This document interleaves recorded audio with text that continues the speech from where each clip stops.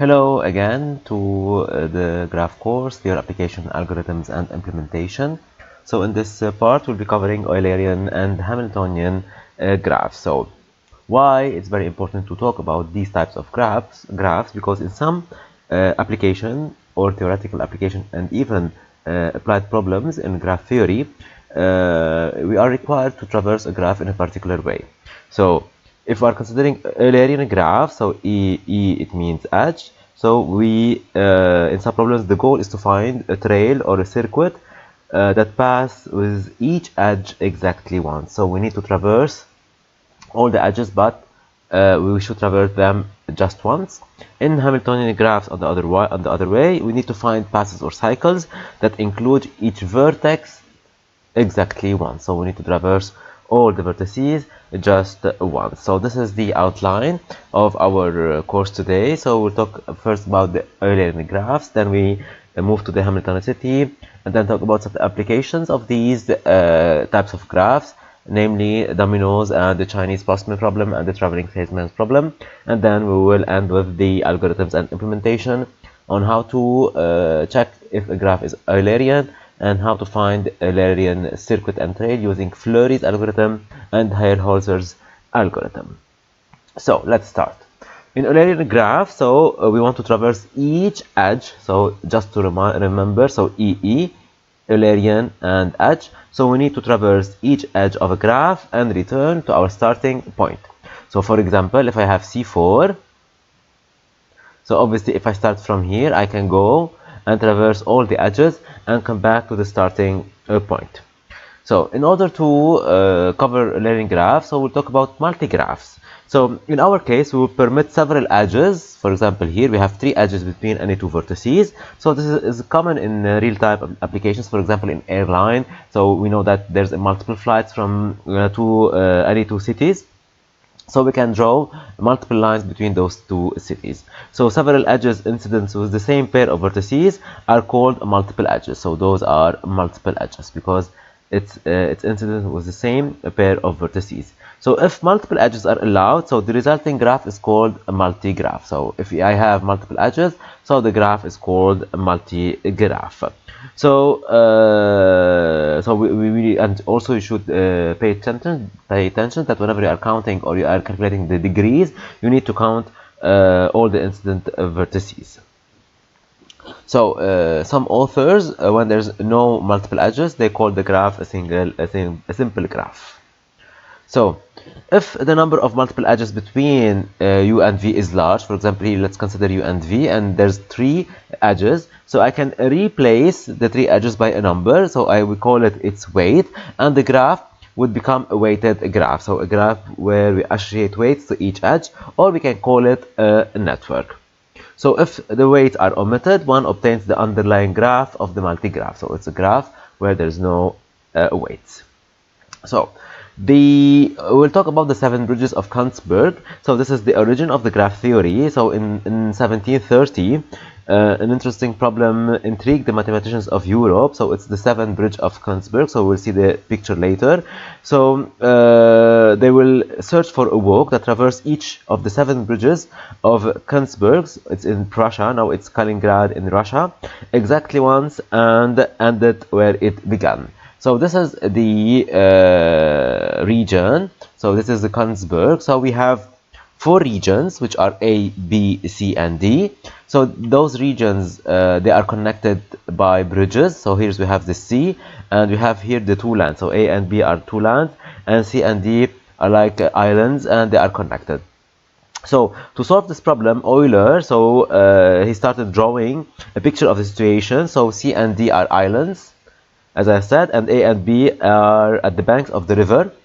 So any good mathematician, so for example, Euler recognized that the sizes of these lands, they are irrelevant. So the size of A, B, C, and D, they are irrelevant. So he redraw the problem as a graph. So where A, B, C, and D, they are the regions, and the length of the bridges also, they are irrelevant. So he considered them as edges.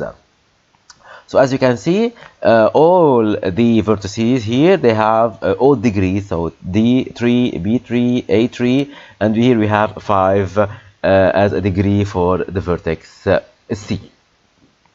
So in terms of, so if you want to traverse all this graph and return to the starting point, so in terms of graph, so the problem requires a closed trail. So I need to start from a point and traverse all the edges and then return to the starting point.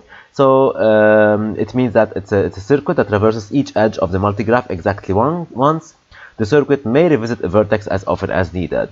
So multigraphs with this property are called Eulerian, and the associated circuit is called an Eulerian circuit. So we need to find an Eulerian graph. So Eulerian, it means I need to find a closed trail that starts from a vertex and returns to the same vertex and traversing all the edges.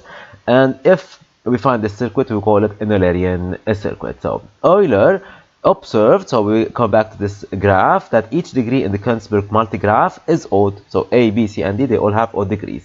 Thus, no vertex can serve as the initial vertex, since the circuit must leave, then return, and so on. So if I start from A, I can return from A, but then if I go from A, I cannot go back, because the degree here is odd. So I can go back, so I can, for example, if I want to find a cycle, I can find a cycle, but then when I leave, so for example, if I go to AC and then A, then if I want to go from A to D, there is no way to come back, because I already consumed this cycle.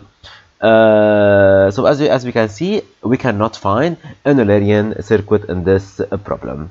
So Euler established a necessary condition for the existence of an Eulerian circuit. So he said that every vertex must have even degree.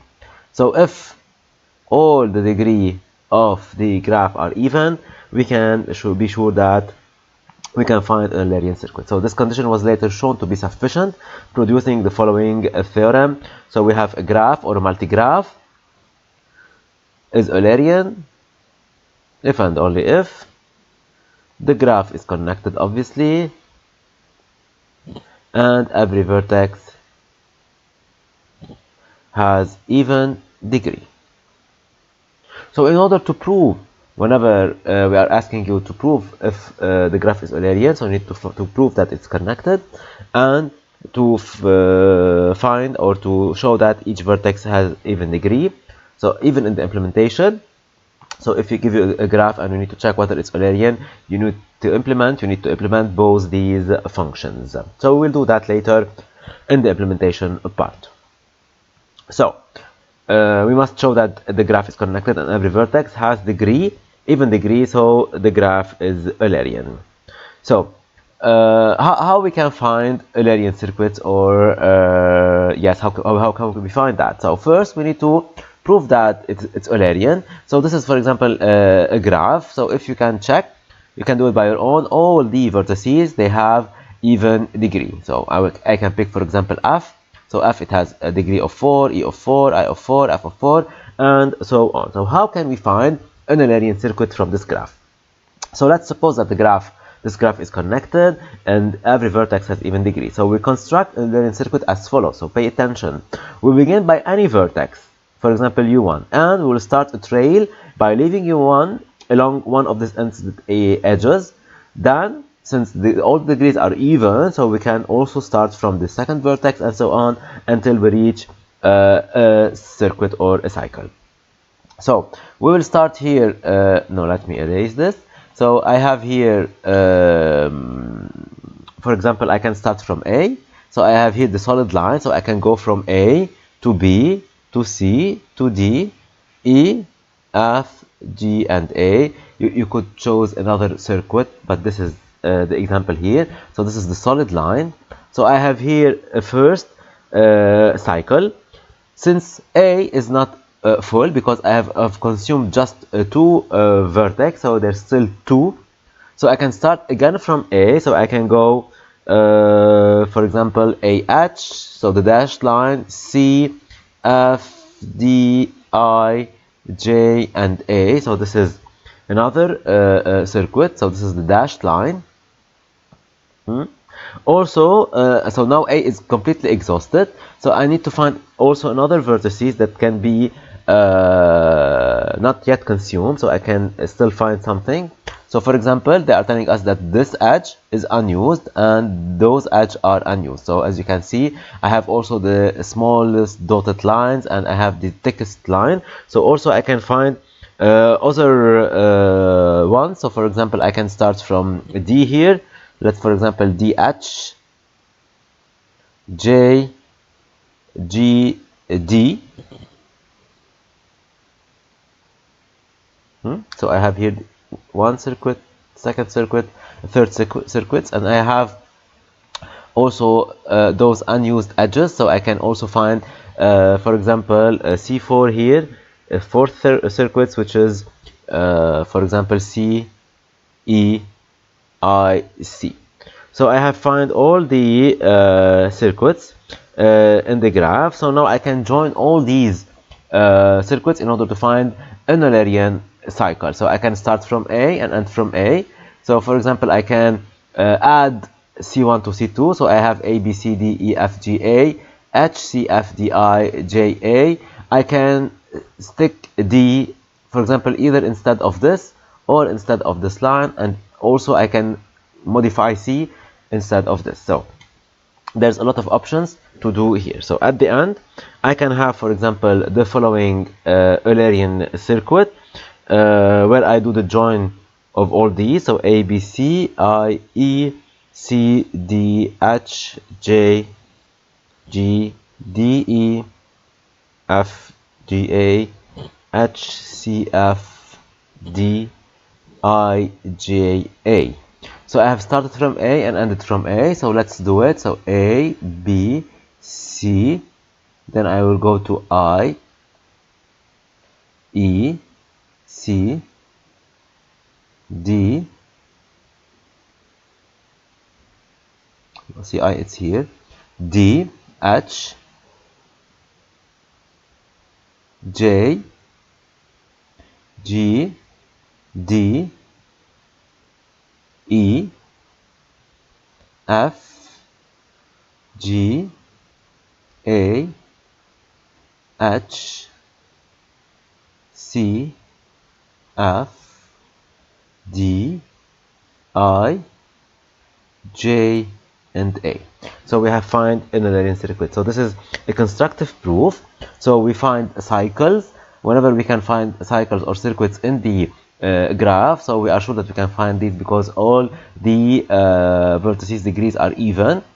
So whenever we have an edge that is not consumed, I can find a cycle from that, and then I need to just stick those cycles instead of some C. So for example, when I reach C, I can do a cycle, this cycle, and then proceed with the first cycle. So this is how we can do constructive proof. So we'll see that later that this is not always possible in terms of implementation because we cannot find that, we cannot do that. So we'll see other algorithms on how to construct an Eulerian graph. So the proof of the theorem is an example of what we call a constructive proof. So it's a method on how to do that. So for that we have also an exercise. So just to know how to find an Eulerian circuit. So first we need to check that the graph is connected. So obviously the graph is connected. We need to check also that all the vertices have degree even.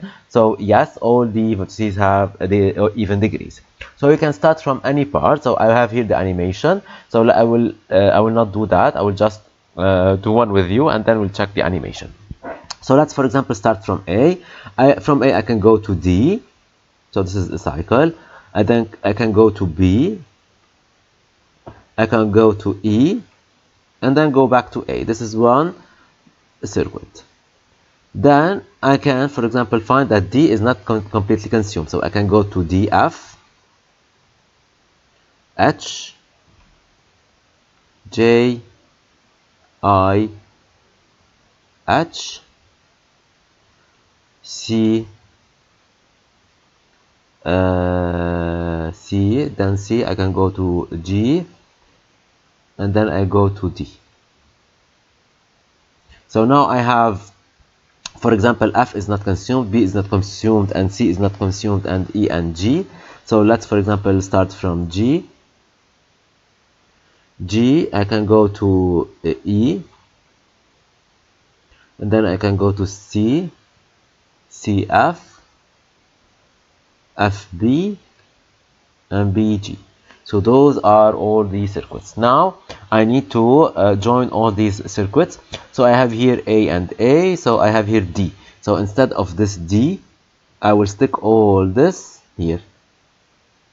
And then I have here G and G, so instead of this one, I will remove it and I will stick all this. So my Eulerian circuits will be like this. So A, and then I have this D, F, H, J, I, H, C, and then all this G, E, C, E, C, F, B, G, and then I will continue D, and then I will continue this one B, E, A.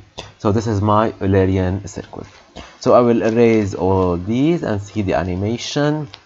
So I started from A, B, T, F, D, G. So this is another circuit. It's okay. And then I have started from F, and then another one from H, and then I have joined all these. So I have here F and F. So obviously I need to split this. I will remove my F and add the second one, and then here I have H, so obviously I need to remove this H and then place the other circuit, and this is the Eulerian circuit. So this is how we can find Eulerian circuits whenever we are sure that the graph is connected and all the vertices has even degree. So if there are exactly, so what happens if some of the degrees are not all even? So we can allow that only two, just pay attention, just two vertices, if they have odd degrees, just two, then there's no Eulerian circuit, but there's an Eulerian trail. So because there's another trail, so that is a trail that traverses each edges of the multigraph exactly once. So whenever we have this property, so just two vertices of odd degrees, so we don't have an Eulerian circuit, we have an Eulerian trail, and the graph would be semi-Eulerian. So it would be called semi-Eulerian.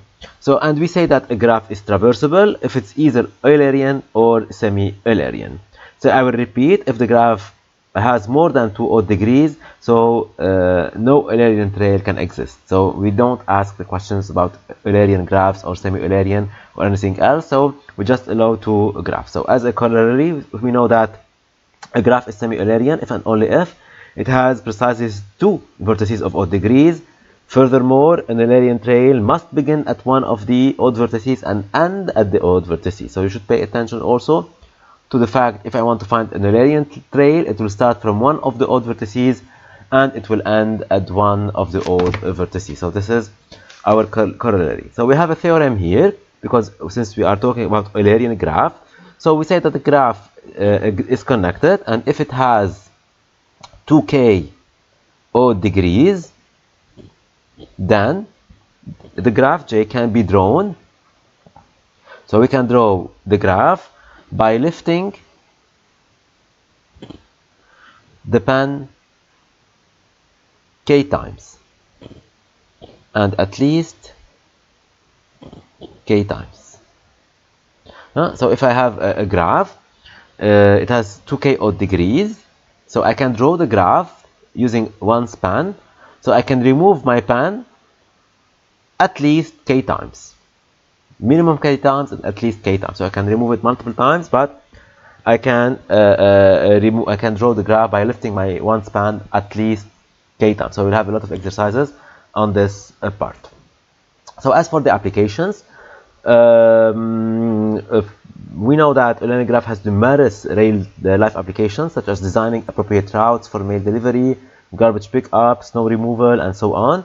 The well-known problem is related to what's called to Chinese postman problem. So we'll cover that later in the application. So we'll just do an example on snow removal. So we have here the street of a small town. So they are arranged in the following figure.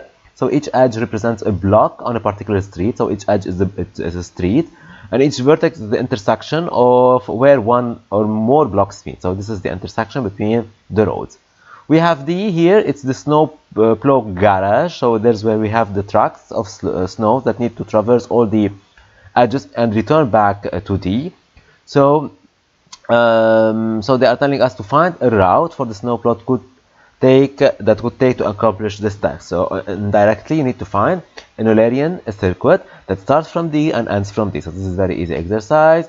As we have seen, we need to find cycles and then join them together in order to find a solution for this problem. So later we will cover the more complex problem, which is the Chinese postman problem. So this is it for the first part, Eulerian. So we'll move now to the second part, which is the Hamiltonian graphs.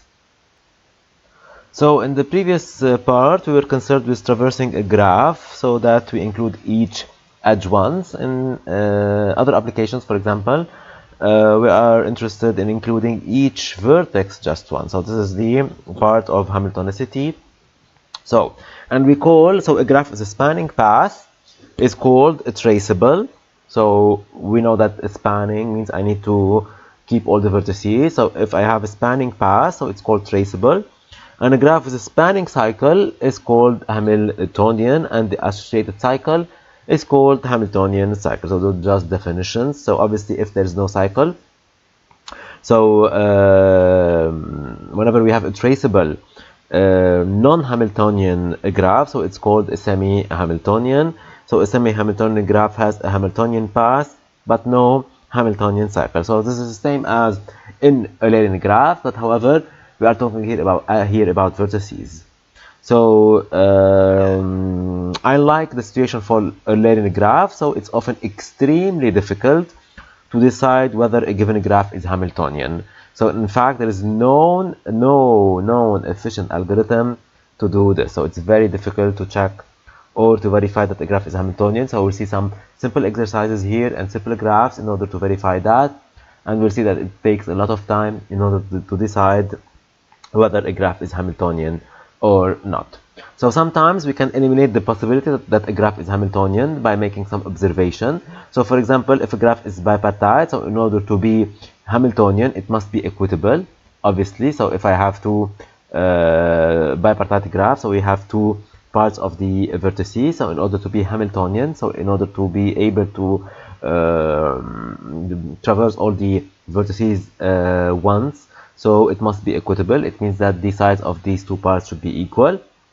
And for a graph to be Hamiltonian, it must not contain a cut vertex. So obviously if there's a cut vertex, it means the removal of this vertex will disconnect the graph. So if I, for example, I traverse the graph and reach this vertex, I will not be able to go back and then pass by this vertex another time because it's a cut vertex.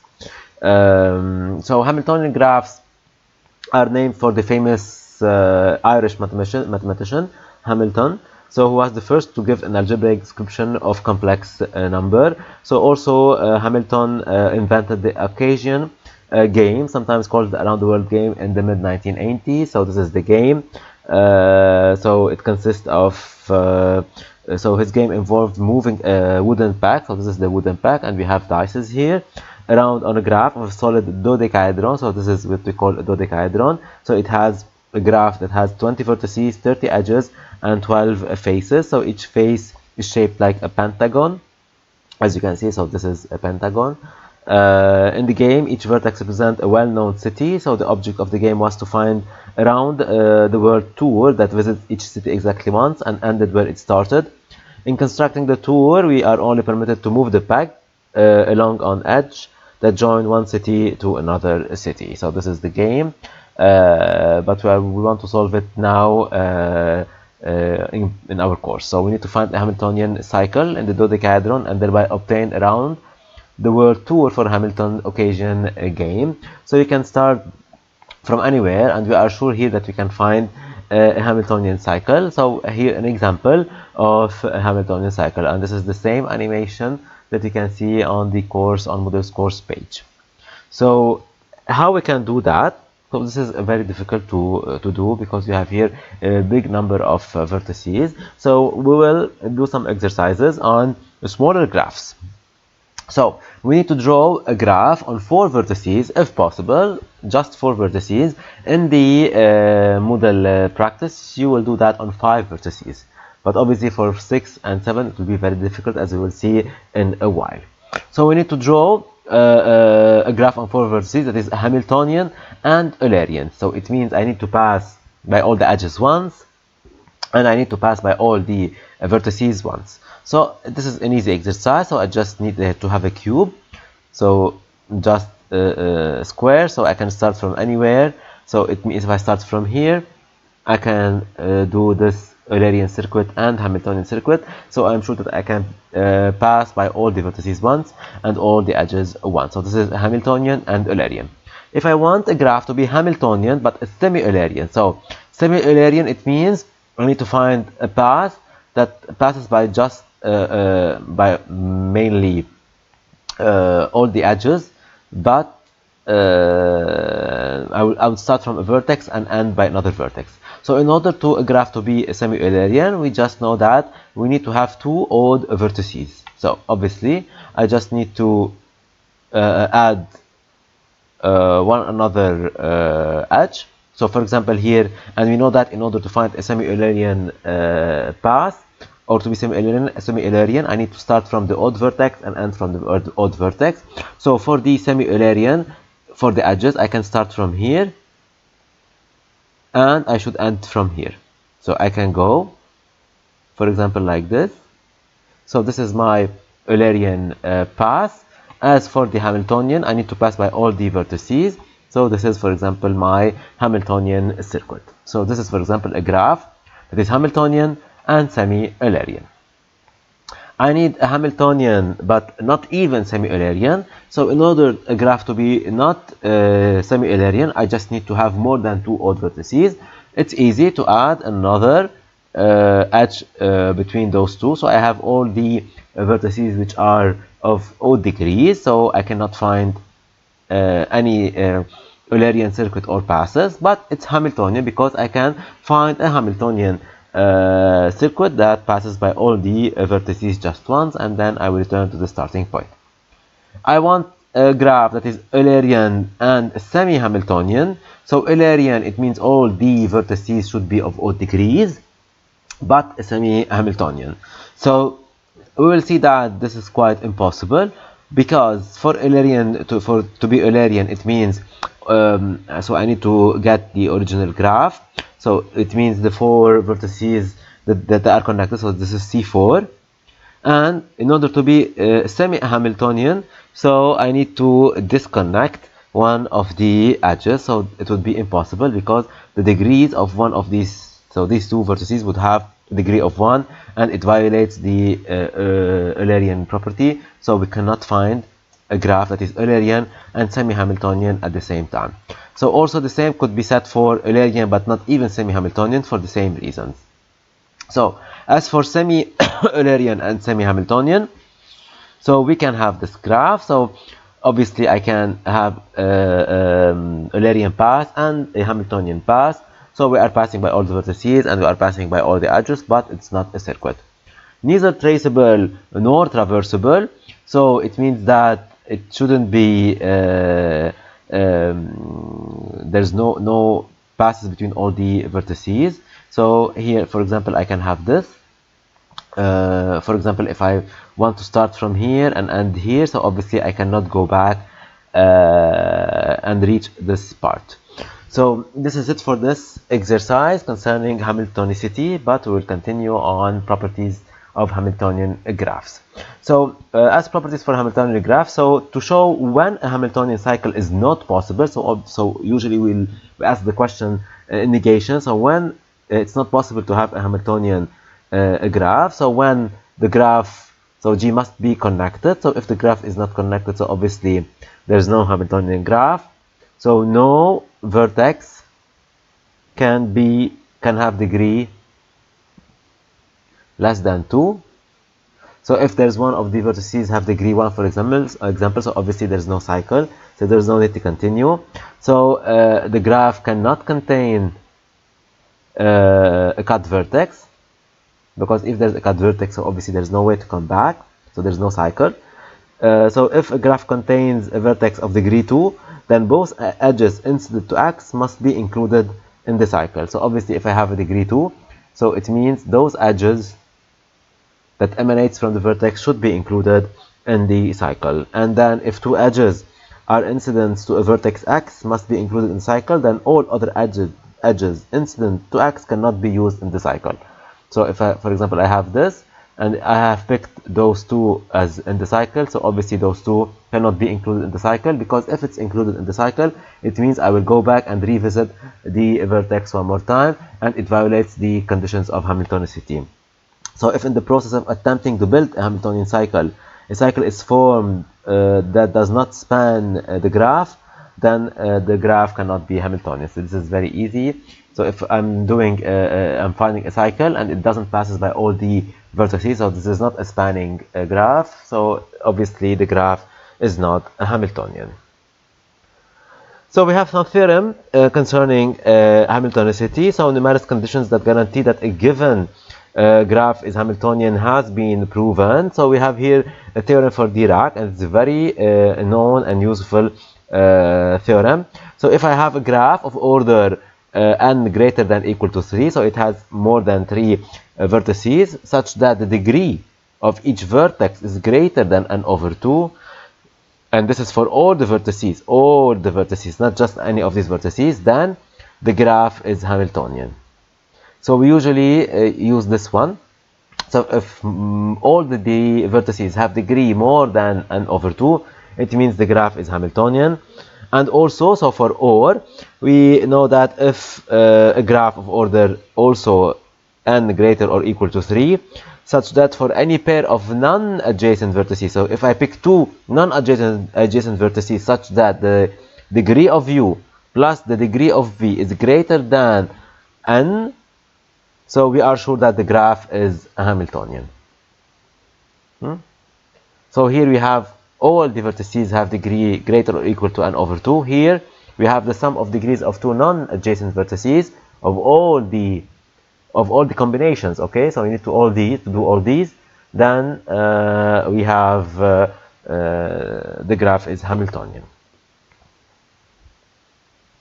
So another conditions related to Hamiltonicity and closure. So we say that the Hamiltonian closure of a graph, so it's denoted by C of G, so it's the subgraph of G on the vertices obtained by adding edges between pairs of non-adjacent vertices whose degree sum is at least n. So we need to find non-adjacent vertices where the degree, so we sum the degree, and if it's at least n, so we can add an edge. So for example, we add edge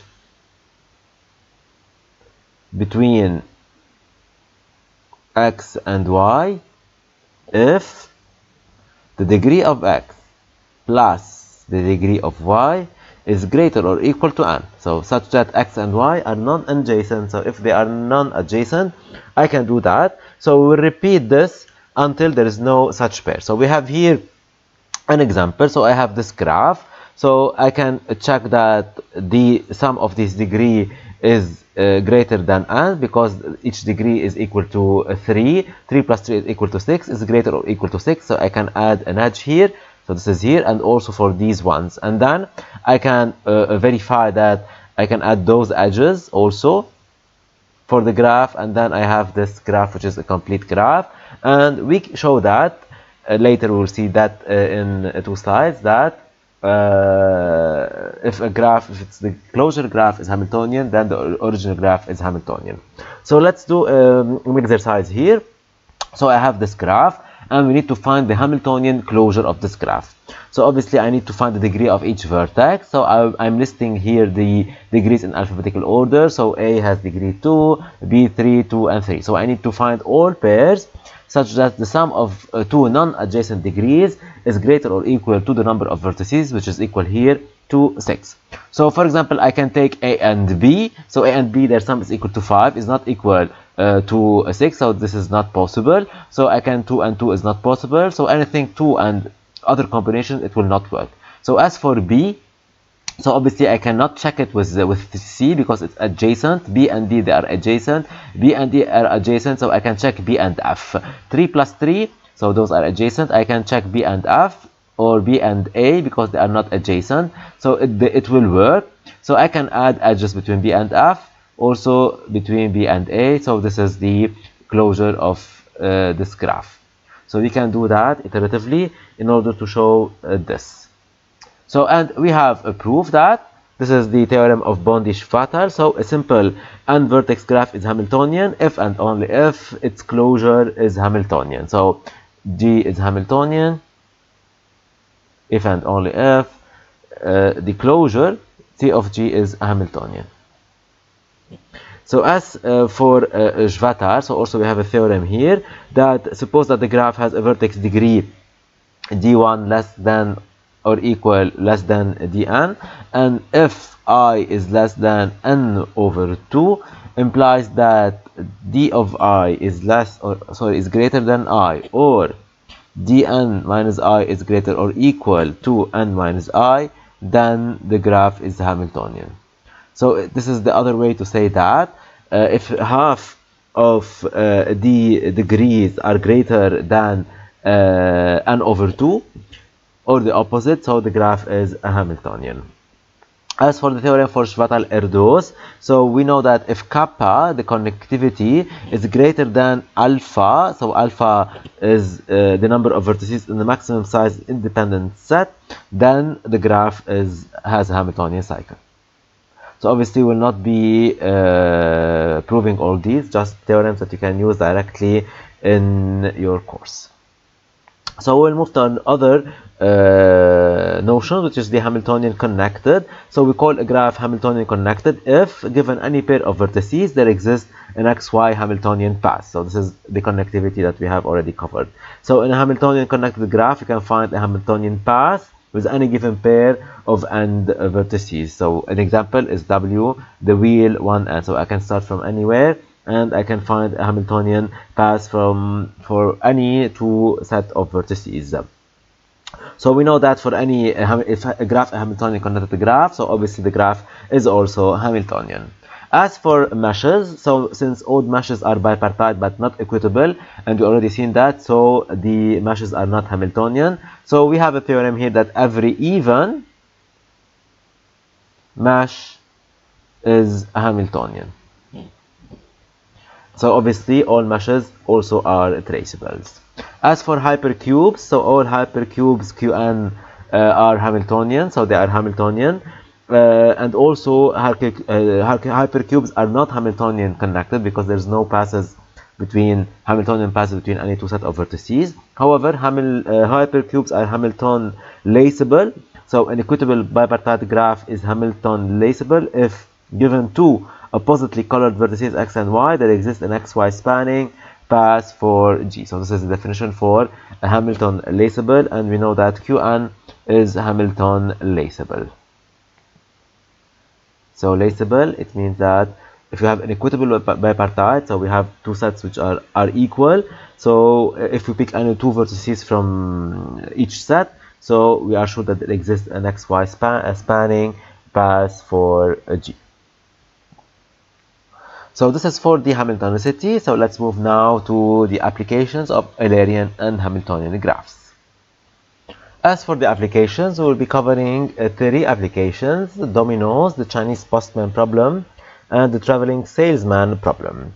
So Dominoes, it's an unusual application of Eulerian graphs, is the game of dominoes. So we will be using a complete graph, K7, so this is K7. So it is Eulerian because each vertex has degree 6. So an Eulerian circuit, for example, in this graph, so it could be very easy to see or to check. So I can have 0, 1, 1, 2, 2, 3, 3, 4, 4, 5, 5, 6. So you can, there's a lot of Eulerian circuits. So this is a very nice exercise to do that. So whenever we find an Eulerian circuit, so we can regard each of the edges as a domino. So for example, if I have 2, 4, the edge 2, 4, I can see it as the domino 2 and 4. So I'm drawing, but it takes time. So this is my domino 2 and 4. So whenever I find the whole circuit, so I can place the domino. So the cycle corresponds to the arrangement of the dominoes in a continuous sequence. So once the basic sequence is found, obviously using the Eulerian circuits, I can place the repetitive dominoes in the correct place. So this is an example on how to do that. So as an exercise or as an example, so try to find an Eulerian cycle in K5. So this is K5, and arrange a set of 15 dominoes in a ring. So 0, 0, 2, 4, 4 in the ring. So this is the solution. So I need to find any Eulerian circuit in K5 and then arrange the domino. So this is an unusual application of Eulerian graphs for dominoes. So the most important one are the Chinese postman problem. So the story is like this. So we suppose that a carrier, so a letter carrier, Libon Post, for example, or Lip Post, so must begin the day's route at the post office and deliver mail along each street in a given neighborhood and return to the post office after the route is complete. So this is the idea. So it's clear that each street should be must traverse at least once. So it is at least, it's not at most, because sometimes we need to repeat the same street in order to get back and go to another street. Furthermore, it would be possible to devise such a route traversing each street exactly once if and only if the graph modeling the neighborhood is Eulerian. So if the graph is Eulerian, we can do that. We can traverse each edge once. But if the graph is not Eulerian, how can we solve this problem?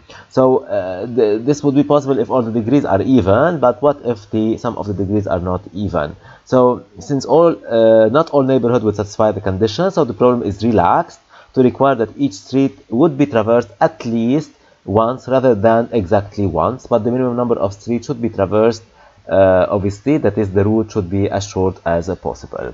So the Chinese postman problem requires to find a minimum length close spanning walk that includes each edge in a network at least once.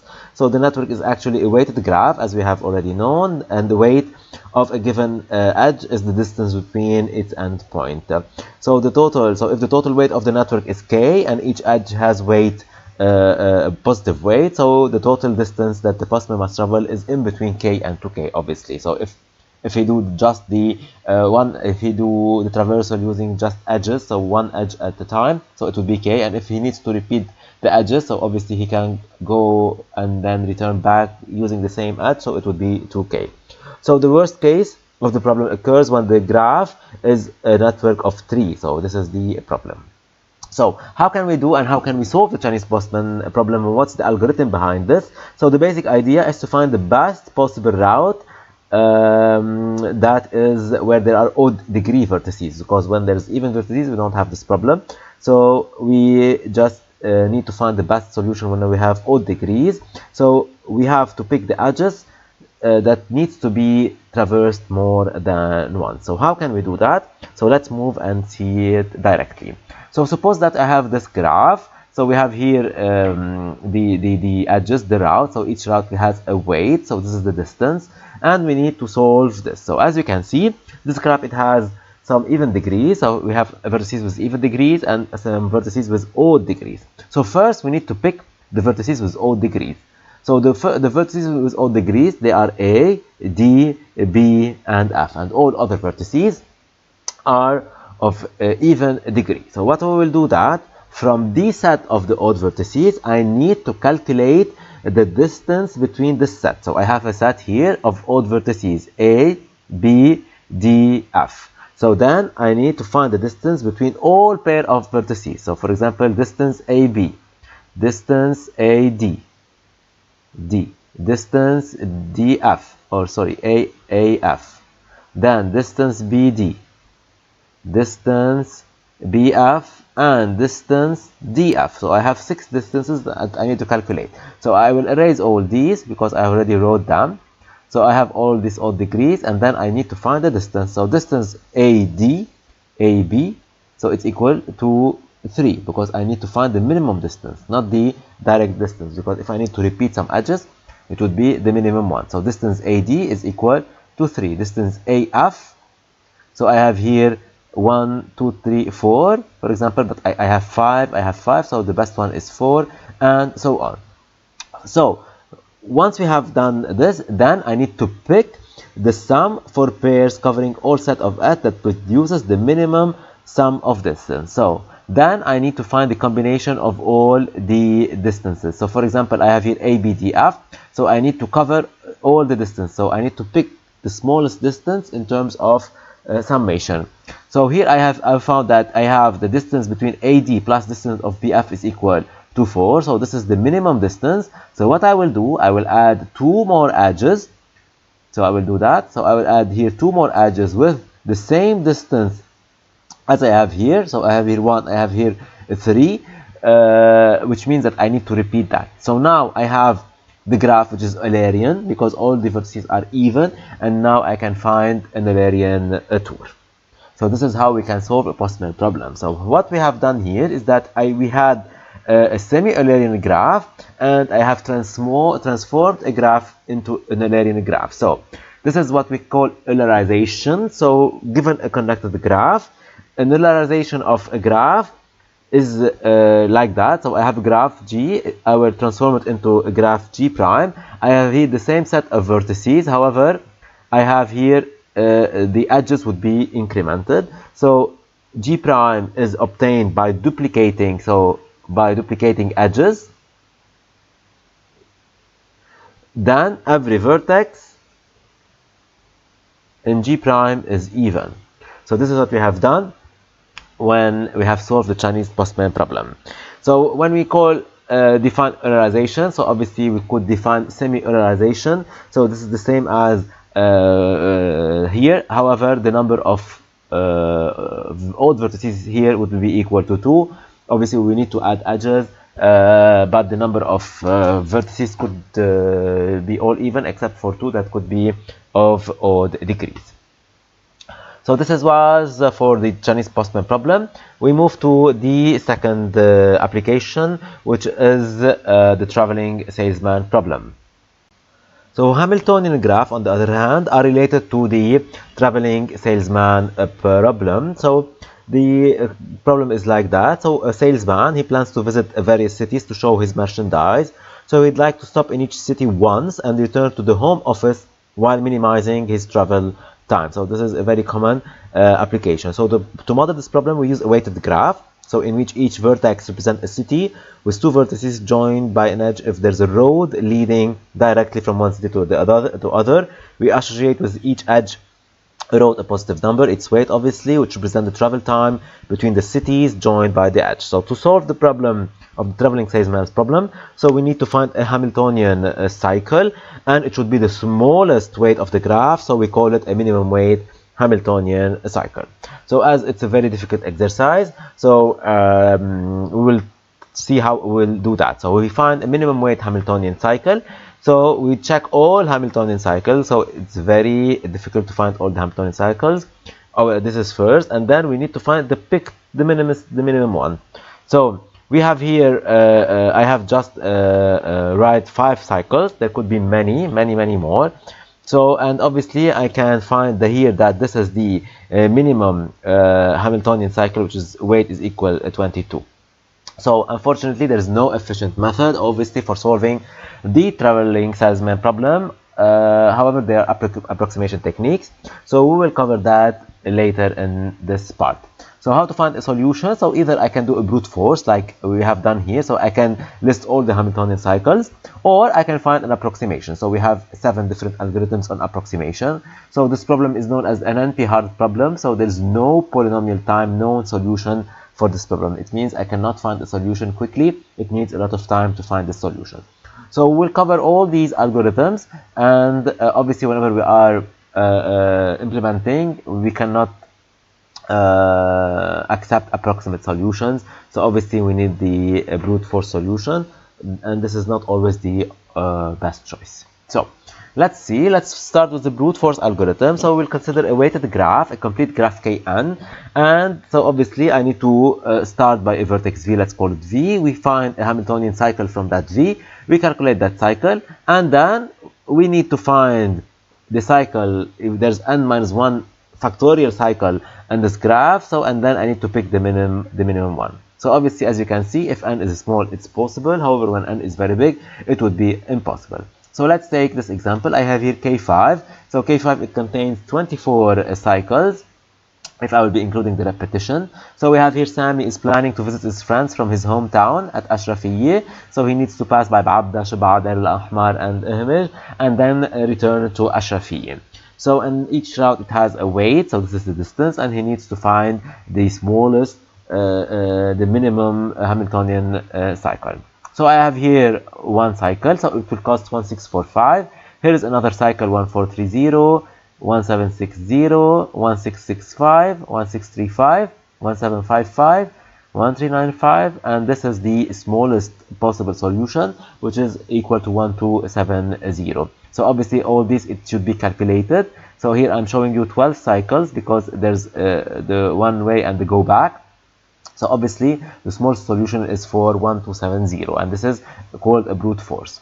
So what are the advantages and disadvantages of this brute force? So this is for K5, and for K5 it will take you a lot of time. So what if we consider K6, K7, or even K15, for example?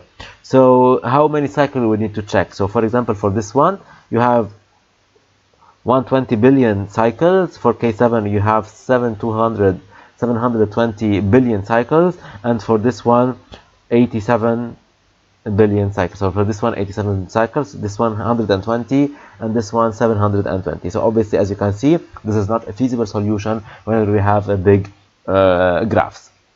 The approximation algorithms, the first one is the nearest neighbor algorithm. So again, we are considering a weighted complete graph Kn. So we'll start from a vertex V. So among all the incident edges to V, I will pick the one with the smallest weight. So obviously, if there's two possible solutions, I can pick any random one. So we will highlight the edge and move to its other endpoint U, and then I will keep repeating until I have found a cycle. So again, here we have some exercise. So we have the same graph that we are using. So first, as an approximation, I will start from A. So I will pick the smallest edge. So obviously here the smallest edge is 100. So I will highlight it. Now I have A and E. So I can either pick, I will pick the smallest. So here I have EB. So I will highlight it. Now I'm at B. At B I have just one choice, which is 315. So I will pick C. Now at C I just have one choice. Why? Because I cannot pick A, because if I pick CA, the trail would be closed. I cannot pick CE because again it will be not Hamiltonian, because I need to pass by each edge, by each vertex just once. So I just have a D as an option. So I will pick D. So this is one of the drawback of the algorithm, because I'm forced to pick some of the edges. Now I have reached D. I have just one edge to choose, and this is the option. So the circuit is of total weight 1365. It's not it's far a bit from the optimal solution, but it's not that far. So as for remarks for this approximation algorithm, so it's not optimal, but it has an acceptable solution. It's a quick algorithm, as you can see. The drawback for the nearest neighbor is that the last two edges, as you can see, they were determined. Since we cannot travel back to vertices that have already been chosen, it forces us to use the heaviest edges in the graph. So 600 was the heaviest, and we had to pick it because we were obliged to do that. The arbitrary choice of starting vertex could eliminate lighter weight edges from consideration. So this is why in the second algorithm we will run nearest neighbor with each of the vertices as a starting point. So once we start from A, and then B, then C, then D, then E, and then pick the smallest one. So this is the second approximation algorithm, was the repetitive nearest neighbor algorithm. So we have the complete graph, weighted complete graph K, and we start from V and we apply the nearest algorithm, and then we pick another starting vertex, and then we repeat the same algorithm. So if we have 6 vertices, I will repeat the for example, for here we have K5, so it's 5 vertices. I will repeat the nearest neighbor 5 times, and then I will pick the smallest values. So I have here, for example, where I start from A, so the circuit would cost 1365. If I start from B, also 1365. If starts from C, from D, and if I start from E, it's equal to 1275. So as you can see, there's a difference by 5 from the second optimal solution. So this is it for the second approximation algorithm. The third one is the cheapest link algorithm. So again, among all the edges of the graph, I will pick one with the smallest. So I need to overcome the problems that we have covered or we have encountered in the previous approximation. So I will pick the smallest weight first. So, and if I have two possible solutions, I will pick one randomly. So what I will do each time, so I will pick, if no vertex has 3 highlighted edges incident to it, and so I will repeat step 1. So I need to pick continuously the smallest edges, so it's like prim and critical. So no edge is chosen, so that a cycle closes before hitting all the vertices, and then we calculate the total weight. So we'll see how this algorithm will work on the graph that we have covered. Knowing that, I will repeat as long as there's no vertex has 3 highlighted edges incident to it, so we'll see it in a while, and no edge is chosen so that a cycle closes before hitting all the vertices. So we have here this graph, so obviously I will be picking EA, so because it's 100, then I can pick 1 to 5, so this is 2 incident edges, so till now it's not 3. Then I can pick the 2 to 5, so again it's feasible. However, now AC, which is 300, I cannot pick it because I have 3 incident edges, so I cannot pick this one. Also 1 to 5, I cannot pick it because I will have a cycle, and still we didn't pick C in the cycle. Then we have 315, so I can pick it, and then the 600 I can pick it, and now I have the cycle, so it's 1365, and this is the total weight. As you can see, we have here as if we have overcome some of the problems that we have encountered in the previous 2 algorithms. So this is the cheapest link algorithm. So as you can see, this is not an optimal algorithm, and even though it's an acceptable solution, also it's a quick algorithm. However, as you can see at the drawback here, so last 2 edges are completely determined since we cannot travel back to vertices that have been already chosen, and we are forced to pick those vertices. The next algorithm is the nearest insertion algorithm. So again, we have a weighted graph, complete graph Kn, and the output is a Hamiltonian cycle. So here is the algorithm. So among all edges in the graph, we pick the one with the smallest weight, so as in the previous one. If there's 2 possibly chosen, so we can pick randomly one of these 2, and we highlight the edge of its endpoint. So we pick a vertex that is closest to one of the 2 already chosen vertices. We highlight also the new vertex that is the edge of both previously chosen vertices. So this is the same for the previous algorithm. However, here we pick a vertex that is closest to one of the 3 already chosen vertices. We calculate the increase in weight obtained by adding 2 new edges and deleting a previously chosen edge. We chose the scenario with the smallest total. For example, if the cycle obtained from 2 was A, B, C, A, and D is the new vertex that is closest to C. Now, then we calculate the weight of DC plus weight of DB minus the weight of CB, and weight of DC plus weight of DA minus weight of CA, and we chose the option that will give the smallest total. So we'll see it in a while in the running of the algorithm. Also, we repeat as long as not all the vertices has been included in the cycle, and then we have the total weight. So we have this. So we start with the smallest edge, which is EA. So this is the calculated one, and then we have the second one is AE, so I can pick it. So now I have the option, so the closest vertex to either A or E is though the edge of weight 1 to 5. As you can see, we form a cycle by adding AD and AE. So AEA, so we have a cycle. So now I can move, so we have 2 to 5. So okay, I will take it, and then in adding the edge BE, either AE or DE must be removed because I need to enlarge the cycle. So the one that we removed, I will calculate the distance between BA plus BE plus BA minus EA, so it will be equal to 450, and then I calculate the BE plus BD minus ED, which is equal to 295. So I will keep EB and I will delete ED, and then I have for now this cycle. Then I need to consider C, so I will pick AC. Whenever I'm adding AC, I have also 2 options, so either to remove AE or to add BC or EC. So I will end up with this one. So, and the resulting is this graph. So this is the worst among the previous algorithms in this example because we have a total weight.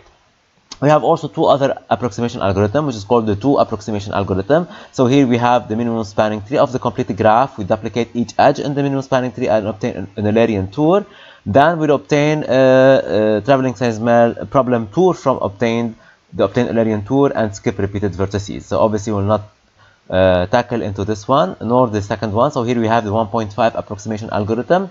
So we get the minimum spanning tree of the complete graph, we find odd degrees in the MST, we find the minimum cost matching among those vertices, we obtain an Eulerian tour using the edges used in the minimum spanning tree, plus we do a matching, we obtain a travel salesman problem tour from the obtained Eulerian, and we skip repeated vertices. So obviously those all approximation, so we're not responsible of that. You will not be asked about that. It's just an overview of the many approximation algorithms that exist in order to solve this problem, the Hamiltonian problem. However, we will be more concerned about calculating and finding a correct Hamiltonian tour. So we will end this chapter by the algorithms and the implementation of these algorithms. We'll start with the Eulerian graph check. So to check whether a connected undirected graph has a Euler tour, so it's very simple. So we just need to check if all its vertices has even degrees, if it's similar. So it's similar for the Euler path, for example. An undirected graph has an Euler path if all except two vertices have even degrees. So this Euler path will start from one of these odd degrees and end with the other. So we can check all these simultaneously while reading the graph. So for example, here we have an Eulerian path, here we have an Eulerian cycle, and here we don't have an Eulerian circuit nor path. So we need to count the first, it should be connected, and second, we need to count the number of even vertices and odd vertices at the same time. So if the number of odd vertices is equal to 0, so we can find another cycle. If it's equal to 2, I can find another path. Otherwise, I cannot find any Euler cycle nor path. So in order to implement Eulerian graph check, so we need to write the function in solve. So let's see what we are given. So we have the following, which are defined globally: the fs_y, the fs_black. We have a vector of integer. We have the DFS number. We have the adjacency list, and we have the number of vertices, and we have the reading function. So as for the test cases, so we need to read the graph.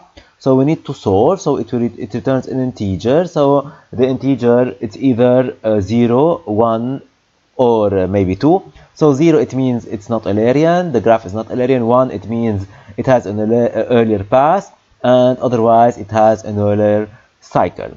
So this is our function, so int solve, and we need to do all this inside this function. So in order to solve that, so we know that we need to first write a function that checks whether the graph is connected, and second, we need to write a function that calculates the number of even and odd degrees. So solve. How can we do the solve? So we know that it should return 0 if the graph is not Eulerian, 1 if the graph has an Euler path, so it means semi-Eulerian, and 2 if the graph has Euler circuit. So obviously for the fs num in here, so I need to initialize my vector to unvisited or white. The fs num dot assign. I have v vertices, and I will assign white since it's not troubled. So it's a DFS. So we'll do a DFS. So it's very easy.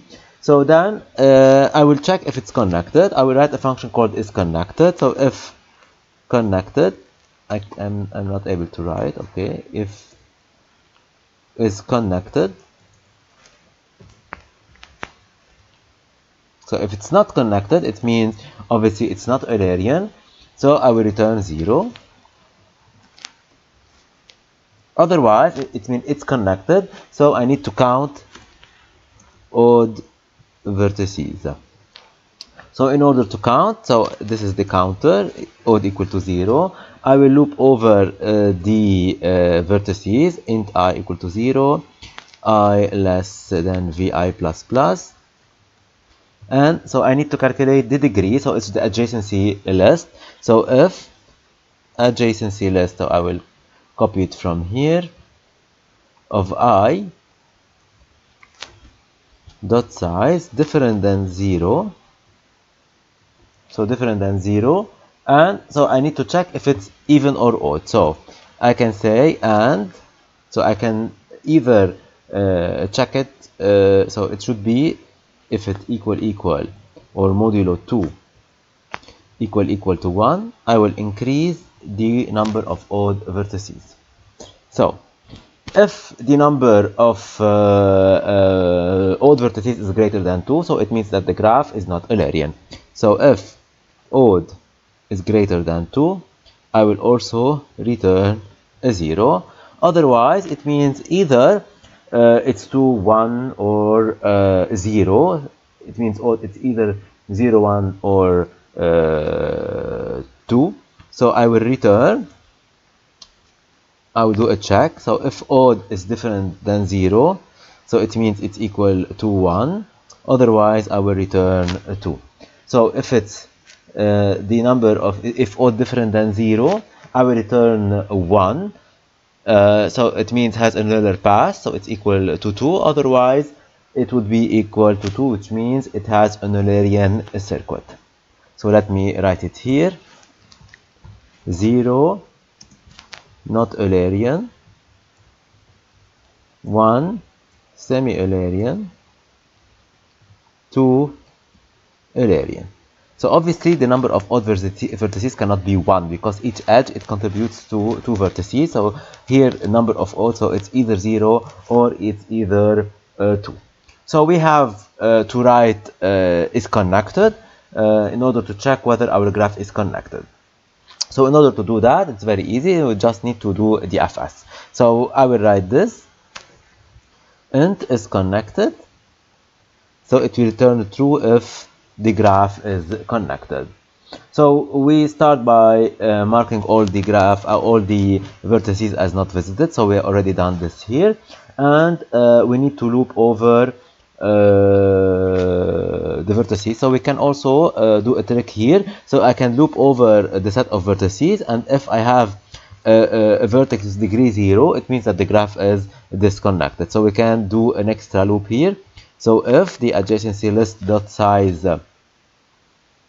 is equal to 0, so it means it's different than 0, I will do a break.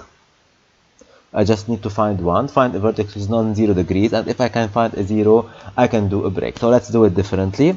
So if it means it's different than 0, so I will pick one of the vertices that is not an end vertex, or it's not an isolated vertex. So if there is no vertex, so if I is equal to v, so it means that all the vertices have degree 0. So we return true, so it means it's connected, or true. So we can have here a Boolean function if I'm using C++. So I will repeat. So we will find a vertex with a non-zero degree, and if there are no edges in the graph, we will return a true. Then we will start the DFS traversal from this vertex. So we can omit all above, so it's not important. So we do a DFS, and then we need to check if the assigned color is black, or whenever we do the DFS. So we know how to do that. For I equal to 0, I less than v, I plus plus. So if the FS number of I is equal to the FS white, and the adjacency list dot size is greater than 0, I will return false.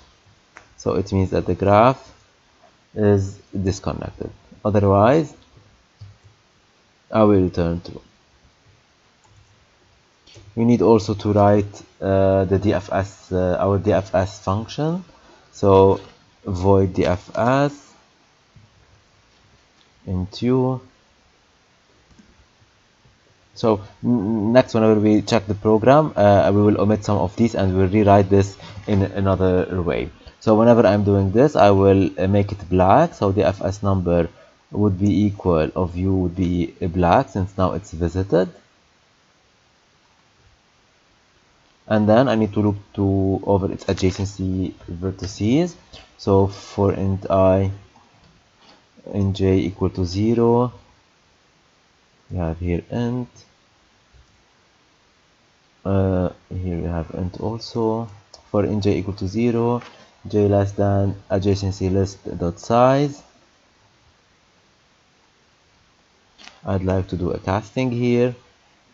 Adjacency list of u dot size j plus plus, and then I have int v, for example, adjacency list u of j, and then I will check if it's the fs wide. So if the fs num of v is equal the fs wide, so I need to launch the fs from v. So the fs from v. So we have this routine. So this is the usual DFS. For is connected, to check whether the graph is connected. So we have picked one of the vertices. So if and then we have try to loop over its adjacent vertices. And if one of these adjacent vertices is wide and its adjacency list is greater than 0, so I return false. It means I didn't visit this vertex. So it means it's not connected.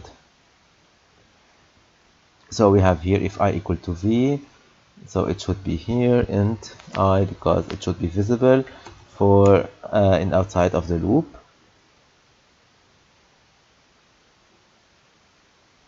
We still have, so we have solve, it's solved here, so solve.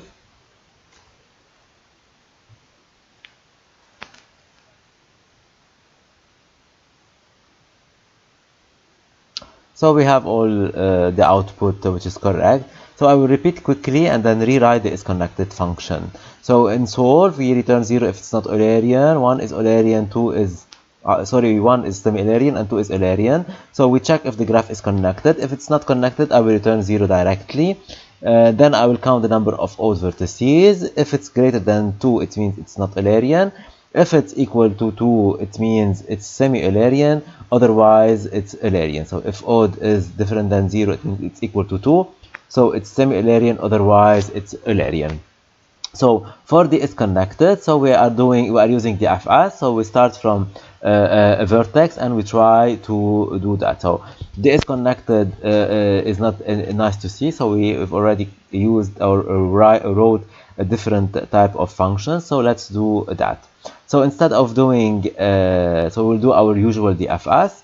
So we'll try to loop from a vertex, and then we need to check if it's connected, yes or no.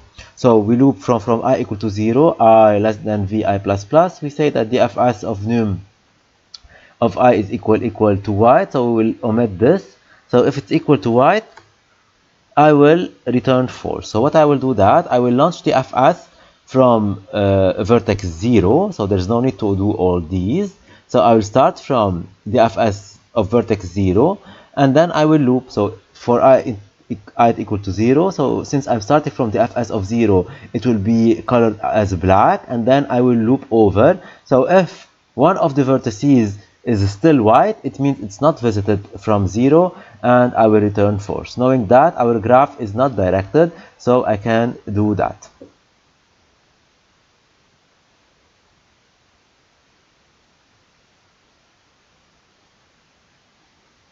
So we have all correct. So there is no need to do a very complicated function. So I will launch the fs from any vertex since it's connected. It could be 0, it could be any vertex from 0 to v minus 1. And then if one of the vertices is still white, it means that my graph is not connected.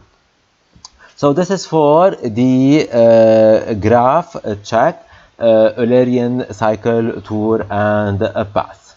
So let's now move to the second algorithm, which is how to find an Euler circuit or an Euler trail. So while checking whether a graph is Eulerian, so since it's easy as we have seen, so finding the actual path or tour is so it requires more work. So for that, we have one of the easiest algorithm to walk through, so which is the Fleury's algorithm.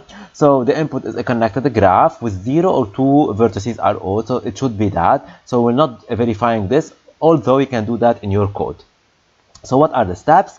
I will choose a starting vertex, let's call it V. So if the graph has no odd vertices, so then any vertex can be the starting point, since we know that. Otherwise, if it has 2 vertices, so we know that one of them should be the starting point or starting vertices.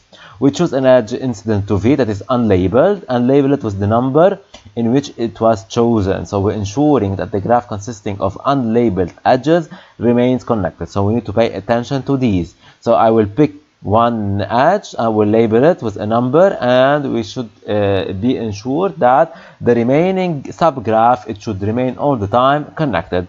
We travel along the edge to its other endpoint, so as if we are repeating, and we repeat step 2 and 3 until all the edges have been labeled. At the end, we have a labeled Eulerian circuit or a trail. So let's take an example, and then we'll move to the implementation. So I have here a graph, and I need to find a circuit. So first, let V be the starting vertex. So we started from V. So we choose any edge incident to V. So here we have many options. So we can choose Vx, Vy, Vu, or Vw. In our example, we have picked Vx. So this is the label. I have one here. The remaining graph, as you can see, is connected. So this is the remaining graph. So then we choose xy. So now I'm in x because this is the biggest one. I can have many other options, xz, xy. So we have picked xy. So also I need to label xy, and I should be sure that the remaining graph is connected. Then we cannot choose yv, because if I choose yv, the graph would be disconnected. I will have this part and this part. So we can choose either yx or yz. In our case, so we have picked yx, so we are now in x, and then I can pick either xz, or I don't have unless xz, so we choose xz. So this is my first number, the graph is still connected, and then I can pick zy, and then I can pick yv. So from V, I can pick either Vu or Vw. So we have picked Vw, and then Wu, and then Wuv. So we have ended, and this is the Eulerian circuit. So this is the idea. So how can we do that? So before doing that, so we will focus on finding Eulerian circuits in this Fleury's algorithm. So in our implementation, the adjacency list will contain an edge information. It means 1 if the edge can still be used, or 0 it cannot be used. So we'll be supplementing the adjacency list with 1 additional information, which means that this vertex, this edge can be used, or this edge cannot be used. So for example, in this part of the animation, Vx cannot be used, xy cannot be used, however all the other can be used. So we will move to the implementation, and then we will cover one last algorithm, which is the Hierholzer algorithm. So we are asked to implement Fleury's algorithm. So we have here what's globally defined. So our Euler tour will take a list and an integer. So we'll cover this in a while. So we have to include the list. We have the fs black and the fs white. We have the pair of integers. We have the vector of a pair of integers, and we have a vector of integer. We have the DFS number. We have a vector of integers. So VII, as you can see here, is a vector of pair. So it's a vector of pair, the adjacency list. Why? Because we are supplementing it with 1 additional information. We have int VE, the number of vertices and the number of edges. We have a list of cycle. This is the cycle tour. So we will add the vertices number in this list. So first we need to read. So read is already implemented. So it will add, it will fill the graph with the adjacency list. Then we have the Eulerian tour. So it will have the cycle. Cycle, it's a list. So we'll give it its beginning, and I, or for example I here, integer, is the counter that we will be using in order to fill the cycle list. And then we have the print, which prints the cycle which is the list. So let's see. So I will copy this prototype. So void Euler tour and try to fill it. So what I will do, as we have seen in the animation, so I will be looping over the adjacency list of some vertices. So let's say that I am starting from 0. So this is our first vertex. So I'll be trying to write a recursive function. So I will start from this vertex. So I will loop over its adjacent vertices. So if this edge can still be used, so we already know that our adjacency list here, it has a vector of integers. So we have v, for example, if I'm calling it v, so v, it has v dot first, v dot second. So our second is the information that it can tells me if the edge can still be used or not be used. So if it can be used, I will remove it, and then I will loop over its adjacent vertices, and I will pick. So obviously I will be removing any bidirectional edge and try to implement the algorithm that we have seen. So I will try to write it first, and then, because it's a bit difficult, since we'll be using pointers and this implementation. So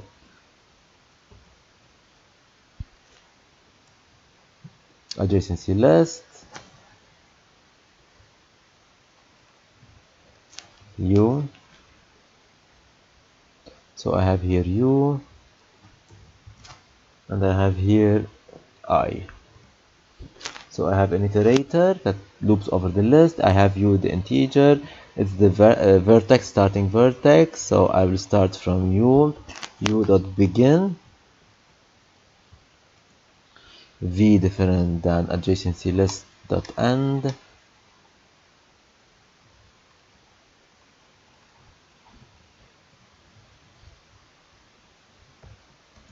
v plus plus. So I'm looping over the adjacency list of the vertex u.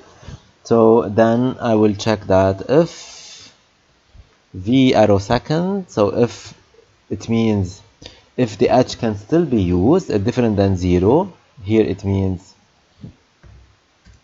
edge can still be used, I will make it used. So I will make it equal to 0 or false. So so just to make it used by the algorithm, and then I need to loop over the adjacency list of this this edge. So it will be the first one. So it means v dot first, or v arrow first. So I will loop over v arrow first. So if it's an edge, so it will be, so I will copy this from here because it's the same iterator. So for VII iterator, let's call it UU, for example. I missed some information. So V arrow first, this is the edge, and this is the first endpoint of the vertex.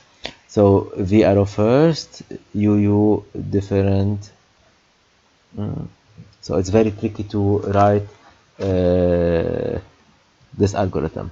So I will loop over the first one, and I need to pay attention to remove any bidirectional edge and to check if the incident vertex is still in the graph or no.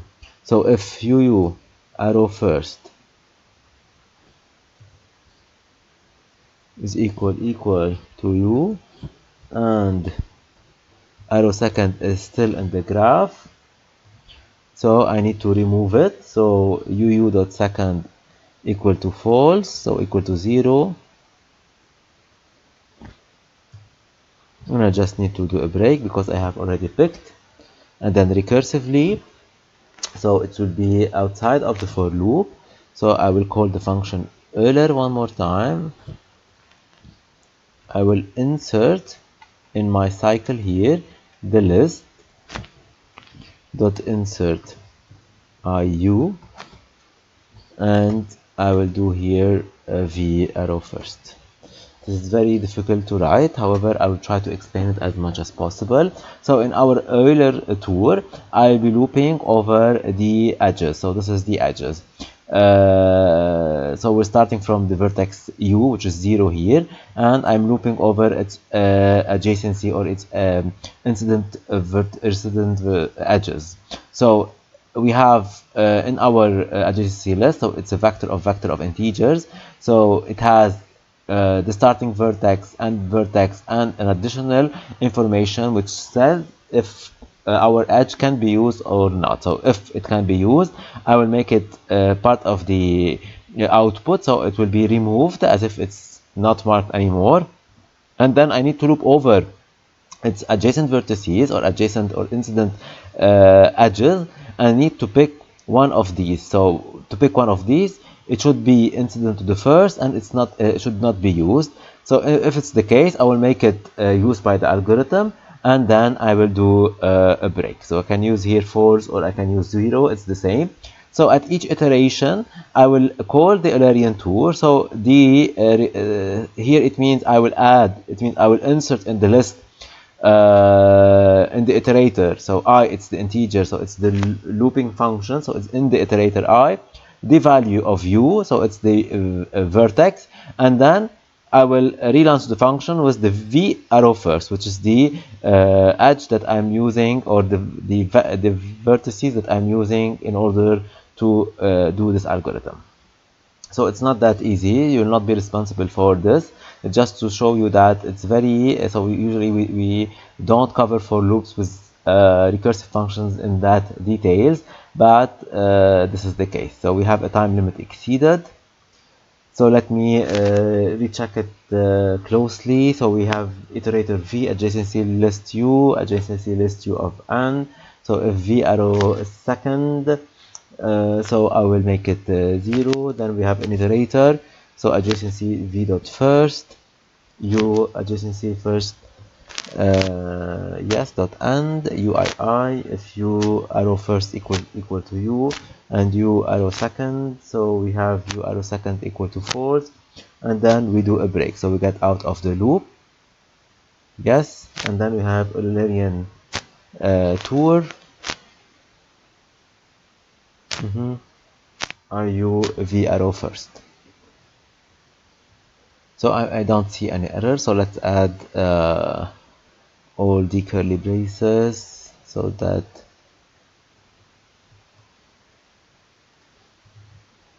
check.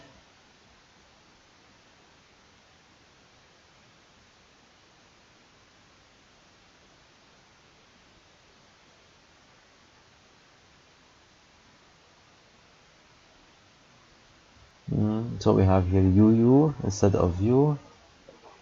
So whenever we copy paste, there's always errors.